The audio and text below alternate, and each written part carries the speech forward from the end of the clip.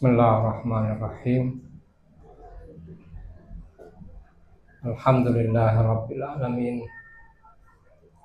Allahumma shalli ala Muhammad wa ali Muhammad. Allahumma shalli ala Muhammad wa ali Muhammad wa ajil farajahum. Mari kita ucapkan takziah kita kepada Sayyidah Khadijah, kepada Sayyidah Fatimah, kepada Imam Ali, Imamul Masyariq wal Magharib, kepada Imam Hasan dan Imam Husain atas wafatnya atau syahadanya Rasul sallallahu alaihi wasallam. Dan tak lupa pula kami ucapkan takziah kita kepada para maraji, kepada para ulama dan kaum mukminin di seluruh dunia. Assalamualaikum warahmatullahi wabarakatuh. Waalaikumsalam warahmatullahi wabarakatuh. Pada malam hari ini kita mengenang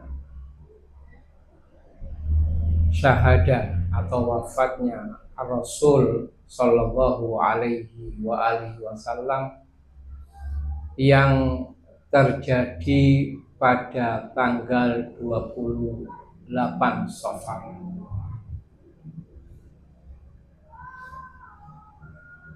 Pada malam yang penuh barokah ini, saya ingin berbicara berkaitan dengan keagungan Rasul secara spesifik ketika dibandingkan dengan nabi-nabi yang lain. Bahkan pada proses pencabutan nyawa, beliau berbeda dari seluruh nabi, bahkan dari seluruh makhluk yang ada di dunia ini. Pada suatu hari, para malaikat dan penduduk langit mencium aroma harum. Kemudian mereka bertanya, bermunajat kepada Allah, "Ya Allah, aroma harum apakah yang sedang kami nikmati?" Kemudian Allah menjawab, aroma harum ini dikarenakan hamba-hambaku di atas bumiku sedang menyebut-nyebut nama kekasihku Muhammad sallallahu alaihi wasallam. Sebetulnya pada malam yang penuh dengan keberkahan ini, kita sedang mengirimkan aroma harum kepada para malaikat, kepada penduduk langit, karena kita sedang menyebut-nyebut nama kekasihnya Muhammad sallallahu alaihi wasallam. Di hari kelahiran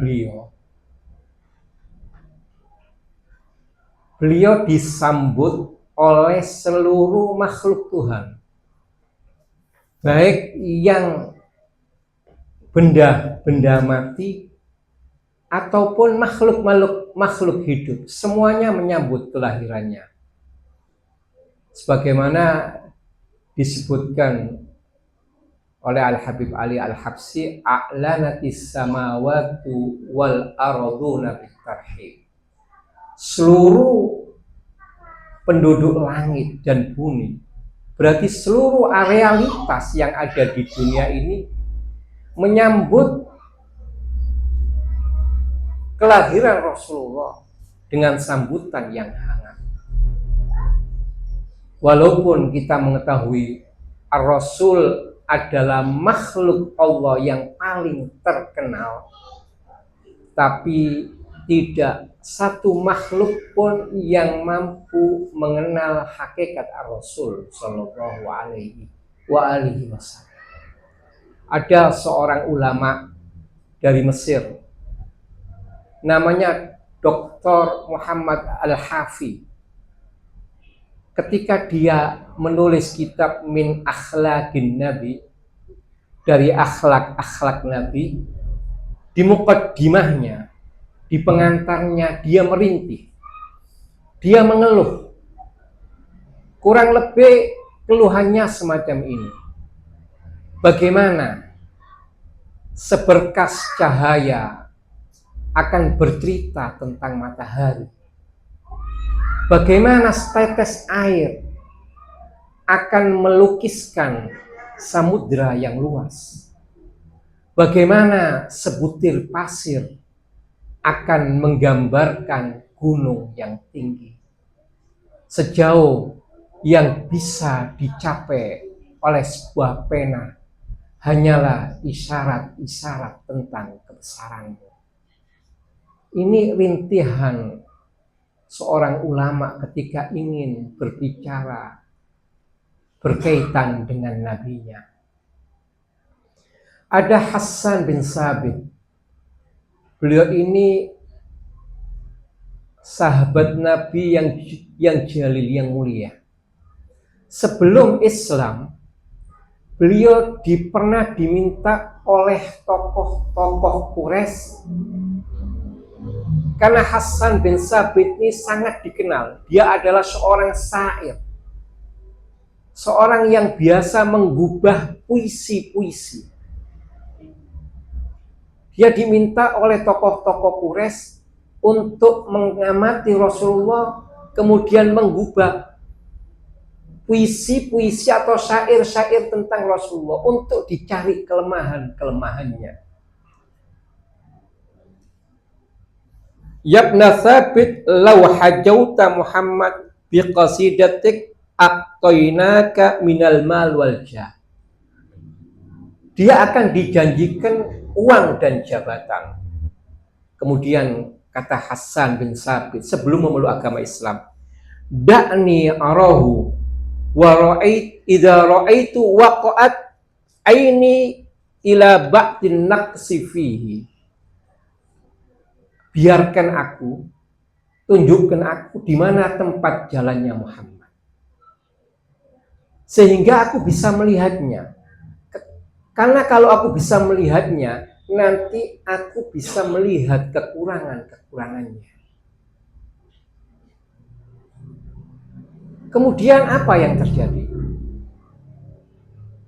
Setelah dia melihat Ar-Rasul Sallallahu Alaihi Wasallam yang bertujuan untuk mencari kelemahan-kelemahan Ar-Rasul, malah dia mengubah bait-bait syair yang sangat indah yang melukiskan kesempurnaan Ar-Rasul, bukan hanya dari dimensi fisiknya, tapi dari dimensi fisik dan ruhaniyahnya. Beliau mengatakan semacam ini, wa ajmaltu minka lam tara qattu aini. Lebih indah darimu belum pernah mataku memandang. Wa ahsanu minka lam talidin nisa'u. Lebih baik darimu belum seorang wanita pun melahirkan. Anta qad khuliqta mubarra'an min kulli aibin. Engkau sungguh telah diciptakan terbebas dari segala kekurangan. Ka'annaka qad khuliqta kama tasya'u. Seakan-akan engkau diciptakan menurut kehendak. Sebuah gambaran yang sempurna tentang seseorang, sebuah gambaran yang sempurna tentang Ar-Rasul Sallallahu Alaihi. Ketika Hassan bin Sabit melihat yang kedua kalinya, spontan dia mengucapkan dua kalimat syahadat. Asyhadu an la ilaha illallah wa annaka Muhammadar Rasul. Aku bersaksi tiada Allah dan engkau wahai Muhammad adalah utusan. Tidak ada seorang pun yang mampu melukiskan kehebatan Ar-Rasul Sallallahu Alaihi Wasallam. Ada seorang Yahudi datang ke Khalifah kedua, ke Umar bin Khattab. Dia minta agar Umar melukiskan keindahan akhlak Nabi. Umar tidak mampu. Umar meminta Yahudi itu untuk datang ke Bilal. Bilal pun tidak mampu melukiskan keindahan akhlak Nabi. Maka oleh Bilal, si Yahudi ini diminta untuk datang kepada Al-Imam Ali bin Abi Thalib. Kata Imam Ali, sebelum aku melukiskan keindahan akhlak Nabi, lukiskan kepadaku keindahan dunia. Kata Yahudi itu, tidak mungkin aku mampu melukiskan keindahan dunia. Apa jawaban Imam Ali? Kalau engkau tidak mampu melukiskan keindahan dunia, padahal Allah berfirman di dalam ayatnya, Qul mata'ud dunya qalil. Katakanlah wahai Muhammad bahwa keindahan dunia itu kecil. Maka bagaimana aku akan melukiskan keindahan akhlak nabiku, Nabi Muhammad? Padahal Allah berfirman di dalam ayatnya, wa innaka la'ala khuluqin azim. Sesungguhnya engkau wahai Muhammad berada di akhlak yang agung atau mulia. Ar-Rasul tidak mungkin dipahami hakikatnya, kebesarannya. Kita ini setiap saat, setiap waktu berjalan menuju Allah. Setiap ibadah kita itu kita niatkan qurbatan ilallah, untuk mendekatkan diri kepada Allah. Apapun yang kita lakukan, ibadah yang kita perbuat seindah apapun, sekhusyuk apapun, ketika niatnya bukan qurbatan ilallah, maka tidak akan diterima oleh Allah. Setiap saat, setiap kita melakukan ibadah selalu qurbatan ilallah, untuk mendekatkan diri kita kepada Allah. Dengan harapan dengan berjalannya waktu, kita semakin dekat, semakin dekat, semakin dekat kepada Allah. Karena tolak ukur kesempurnaan seseorang itu adalah kedekatan kepada Allah. Seseorang itu dikatakan semakin sempurna ketika dia semakin dekat kepada Allah. Lalu siapakah makhluk Tuhan yang paling dekat dengan Allah? Tiada lain, tiada bukan. Manusia yang paling dekat dengan Allah tentunya bukan kedekatan fisikal. Kedekatan dengan dalam dimensi yang berbeda, dalam dimensi rohaniah. Sebagaimana digambarkan oleh Al-Quran. Ketika ingin melukiskan, ingin menggambarkan kedekatan Ar-Rasul dengan Allah. Qaba qausaini aw adna. Kedekatan Rasulullah dengan Allah itu qaba qausaini, mendekati dua hasta. Satu hasta itu semacam ini. Aw adna, atau kurang dari dua hasta. Sekali lagi jangan dipahami kedekatan fisikal, tapi kedekatan dalam dimensi yang lainnya, kedekatan rohani. Ar-Rasul adalah makhluk yang agung. Sayyid Kamal Haidari, beliau pernah berkata semacam ini. Kalau kita ingin tahu keagungan Ar-Rasul Sallallahu Alaihi Wasallam, cukup apa yang dikatakan oleh Al-Imam Ali bin Abi Thalib berkaitan dengan Ar-Rasul. Ketika Imam Ali mengatakan, Ana abdun min abidi Muhammad. Aku hanyalah hamba dari hamba-hamba Muhammad. Ini sudah melukiskan begitu besarnya Ar-Rasul. Orang semacam Imam Ali ketika memposisikan dirinya di hadapan Rasulullah, dia mengatakan, aku adalah hamba dari hamba-hamba Muhammad. Seorang hamba tidak memiliki keinginan, Yang ada hanyalah keinginan majikannya. Seorang hamba tidak memiliki kehendak. Yang ada hanyalah kehendak majikannya. Dan itu yang terjadi pada Imam Ali. Semua yang menyenangkan Ar-Rasul itu yang dilakukan, bukan yang menyenangkan dirinya. Kita tahu bagaimana di malam hijrah ketika diperintahkan oleh Ar-Rasul untuk tidur di atas ranjangnya, Imam Ali tidak pernah melihat dirinya.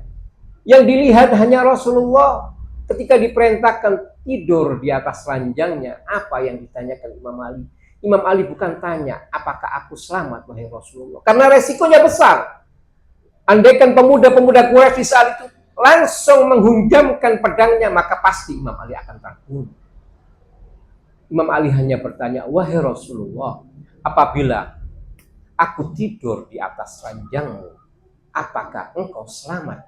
Iya wahai Ali, aku akan selamat. Spontan Imam Ali sujud. Kata-kata ana abdun min abidi Muhammad. Aku hanyalah hamba dari hamba-hamba Muhammad. Kata Said Kamal ini bukan diucapkan oleh Imam Ali sekedar basa-basi, bukan. Ini ucapan yang serius yang diucapkan oleh Imam Ali untuk menunjukkan keagungan dan kemuliaan Rasul Sallallahu Alaihi Wasallam. Coba sekarang kita lihat, kita bandingkan Nabi kita dengan nabi-nabi yang lain, bahkan nabi-nabi yang terdepan, nabi-nabi ulul azmi, Nabi Musa, Nabi Ibrahim, dan yang lainnya. Pertama, kalau kita menelusuri ayat-ayat Al-Quran, kita akan mendapatkan bahwasanya seluruh nabi di dalam Al-Quran itu hanya dipanggil namanya. Ya Isa, ya Musa, ya Adam, semuanya dipanggil namanya. Kecuali Ar-Rasul. Allah tidak pernah memanggil Rasul di dalam Al-Quran dengan namanya ya Muhammad. Pertama, Rasul selalu memanggil dengan panggilan penghormatan. Ya ayyuhar Rasul, ya ayyuhan Nabi. Itu panggilan untuk Rasul. Atau dengan panggilan-panggilan yang memanjakan. Ketika Rasul mengatakan ya ayyuhal muzammil, ya ayyuhal mudassir, wahai orang yang berselimut. Kalaupun Nabi, kalaupun Allah harus menyebut nama Muhammad, nama itu tidak selalu berdiri sendiri. Pasti digandengkan dengan gelar-gelar kehormatan Ar-Rasul. Seperti di dalam ayat wa ma Muhammadun illa Rasul qad khalat min qablihi rusul. Wa ma Muhammadun namanya, tapi ada kelanjutannya illa Rasul, tidaklah Muhammad kecuali Rasul. Atau di dalam ayat yang lain Allah menyebut namanya tapi digandeng dengan gelar kehormatannya. Maka Muhammadun aba ahadin min rijalikum walakin Rasulullah wa khataman nabiyyin. Disebut namanya, tapi nggak selesai. Ada selanjutnya yaitu Rasulullah wa khataman nabiyyin. Ini nabi kita dibandingkan dengan nabi-nabi yang lain. Nabi Musa itu kita tahu siapa Nabi Musa. Nabi Musa itu Nabi ulul azmi. 5 nabi terbaik. Itu ketika akan naik ke lembah yang suci. Apa? Sebagaimana difirmankan di dalam Al-Quran. Fakhla'na alaik. Ya Musa, fakhla'na alaik. Innaka bilwadil muqaddasi tuwa. Wahai Musa, lepas terompamu, lepas sandalmu, karena engkau akan naik ke lembah yang suci. Beda perlakuan Allah kepada Nabi Musa dan perlakuan Allah kepada Ar-Rasul Sallallahu Alaihi Wasallam. Pada waktu Ar-Rasul akan melakukan Isra dan Al-Mi'raj, Rasul dengan santunnya, dengan sopannya, ingin melepas terompanya, ingin melepas sandalnya. Spontan Jibril yang menemani Ar-Rasul, yang mengawal Ar-Rasul, mengatakan kepada Ar-Rasul, tentunya dengan izin Allah, tentunya dengan perintah Allah. Apa yang dikatakan Jibril kepada Rasulullah? Ya Muhammad, jangan engkau lepas terompamu, jangan engkau lepas sandalmu, karena kami para malaikat dan penduduk langit berharap berkah dari sandalmu, berharap berkah dari terompang. Ini Nabi kita, ini Nabi kita. Semoga kelak kita mendapat syafaat. Semua kebaikan yang turun di dunia dan di akhirat ini pasti melalui dia. Tidak ada satu kebaikan yang turun di muka bumi ini dan kelak di akhirat kecuali pasti melalui perantara beliau. Kita lihat Nabi Musa dan Ar-Rasul. Nabi Musa itu pernah memohon kepada Allah agar dilapangkan dadanya. Rabbishrahli sadri. Ya Allah, lapangkanlah dadaku. Yang namanya meminta itu boleh jadi dikasih oleh Allah, boleh jadi tidak dikasih. Yang namanya meminta dengan yang tanpa meminta diberi, berarti kualitas kecintaannya berbeda. Ar-Rasul tidak meminta untuk dilapangkan dadanya, tapi Allah sudah memberi. Sebagaimana difirmankan oleh Allah di dalam Al-Quran, Alam nashrah laka sadrak. Tidakkah wahai Muhammad, aku telah melapangkan dadamu? Dua hal yang kita pahami dari ayat ini. Pertama, Rasul pas sudah diberi tanpa meminta. Nabi Musa meminta. Seseorang yang meminta boleh jadi diterima permintaannya, boleh jadi ditolak. Kedua, orang yang meminta, orang yang diberi tanpa meminta itu menunjukkan bahwasanya yang diberi tanpa meminta lebih dicintai dan lebih dikasihi dibandingkan yang meminta. Yang kedua, kita lihat ayat yang lain. Nabi Musa juga memohon kepada Allah agar dimudahkan urusannya. Wa yassirli amri. Ya Allah, mudahkanlah urusanku. Sedangkan Ar-Rasul tanpa minta sudah diberi oleh Allah. Wa nuyassiruka lil yusra. Aku mudahkan urusan wahai Muhammad. Ini kalau lihat kita bandingkan antara nabi kita dengan nabi-nabi yang lain, itu nabi kita jauh, bahkan jauh di atas seluruh makhluk. Mungkin saya tambah sedikit. Jibril itu pimpinan para malaikat. Kita tahu dari mana Jibril itu pemimpin para malaikat? Dari ayat yang berbunyi muta'in sama amin. Jibril itu ditaati dan amanah, jujur. Seseorang yang ditaati berarti dia pemimpin. Jibril itu ditaati oleh seluruh malaikat. Maka itu menunjukkan bahwa Jibril adalah pemimpin seluruh malaikat. Tapi bagaimana perilaku beliau terhadap Ar-Rasul Sallallahu alaihi wasallam? Ada seorang yang bertanya kepada Imam Ja'far Shadiq, wahai Imam, aku dengar datukmu apabila menerima wahyu dari Jibril, walaupun di musim dingin, beliau berkeringat karena dahsyatnya Jibril. Apa jawab Imam Ja'far? Tidak. Jibril apabila datang ke datukku Ar-Rasul, yaqud qa'datal abid, dia merangkak sebagaimana merangkaknya hamba sahaya. Ayahku, datukku mendapatkan khitab. Apabila sampai berkeringat itu apabila mendapat khitab, langsung Allah yang berbicara kepada Ar-Rasul. Sallallahu alaihi wasallam. Tapi jika Jibril yang datang kepada datukku, huwa yaqud ka'datul abid, dia merangkak sebagaimana merangkaknya hamba sahaya. Rasul ini memang makhluk yang paling mulia. Tidak bisa disandingkan dengan siapapun. Sampai proses kematiannya pun berbeda. Proses pengambilan nyawanya pun berbeda. Coba kita lihat bagaimana Allah memperlakukan Nabi Allah Ibrahim dalam proses wafatnya dan bagaimana memperlakukan Rasul Sallallahu alaihi wasallam.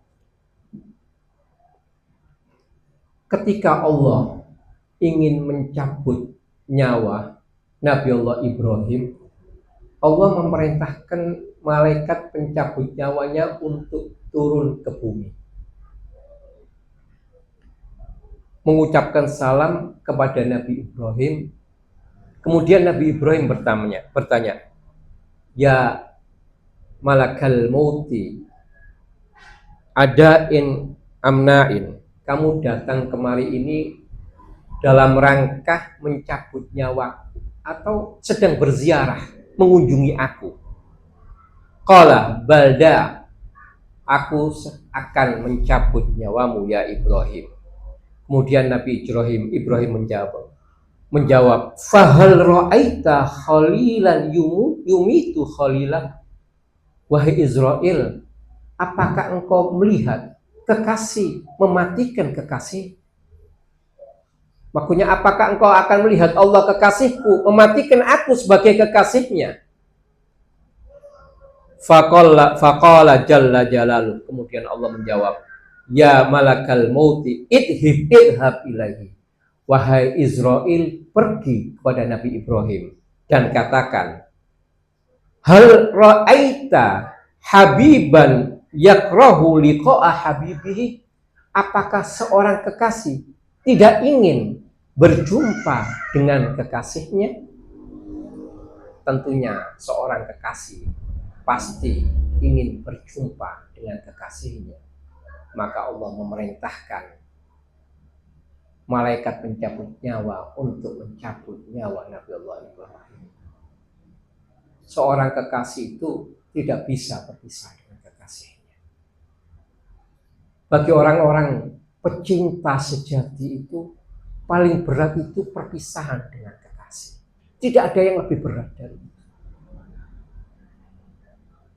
Sayyidah Fatimah itu ketika menjelang Ar-Rasul wafat, dipanggil oleh Ar-Rasul. Panggilan pertama menyebabkan Sayyidah Fatimah menangis sejadi-jadi. Kemudian tidak lama kemudian dipanggil dengan panggilan yang kedua. Terlihat di wajah Sayyidah Fatimah berseri-seri. Kemudian Aisyah bertanya, aku tidak bisa menjelaskan sekarang, aku akan jelaskan nanti. Apa yang terjadi? Setelah wafatnya Ar-Rasul, Sayyidah Fatimah menjelaskan, tangisan, kenapa pada tangis panggilan yang pertama aku menangis? Kata Sayyidah Fatimah, karena Ar-Rasul mengabarkan kepadaku bahwa sebentar lagi Ar-Rasul akan meninggalkan dunia ini. Itu adalah sesuatu yang amat menyedihkan. Harus berpisah dengan sang kekasih, dengan Ar-Rasul Sallallahu alaihi wasallam. Sedangkan tangisan, sedangkan panggilan yang kedua, kenapa aku berseri-seri, kenapa aku bahagia? Karena Rasul mengabarkan kepadaku bahwasanya di antara keluarganya, akulah yang pertama kali akan menyusul Ar-Rasul. Berjumpa Ar-Rasul adalah sesuatu yang menggembirakan. Dawaul qulub liqaul mahbub. Obat penawar hati itu bertemu dengan kekasih. Makanya Ahlul Bait itu Imam Ali di dalam doa kumelnya antum melihat, bukan neraka yang ditakutkan oleh Imam Ali. Yang tidak kuat Imam Ali itu harus berpisah dengan kekasihnya, dengan Allah. Habni sabartu ala adzabik, fa kaifa asbiru ala firaqik. Ya Allah, anggap saja aku ini bisa bersabar dengan siksa nerakamu. Tapi mungkin, bagaimana mungkin aku bisa berpisah denganmu? Karena di neraka berarti jauh dari Allah. Itu yang menjadi beban. Oleh karena itu di dalam doa ziarah yang lain, itu ada ungkapan semacam ini. Ya Allah, andaikan Engkau memasukkan aku ke dalam api neraka, akan aku beritahu kepada penduduk neraka bahwa aku mencintai kamu. Ini cinta. Cinta tidak bisa berpisah dengan kekasih. Oleh karena itu kata Allah, bagaimana seorang kekasih tidak ingin berjumpa dengan kekasihnya. Spontan Nabi Ibrahim bisa menerima dan siap untuk dicabut dengan nyawanya karena akan berjumpa dengan kekasihnya, yaitu Allah. Tapi coba kita lihat bagaimana Allah memperlakukan Ar-Rasul dalam proses pencabutan nyawanya. Pada waktu itu Jibril mengatakan kepada Rasulullah, "Fasta'dzana malakul maut." Malaikat maut Israil memohon izin untuk mencabut nyawa Rasul. Kepada Ibrahim, Israel tidak diperintahkan untuk memohon izin.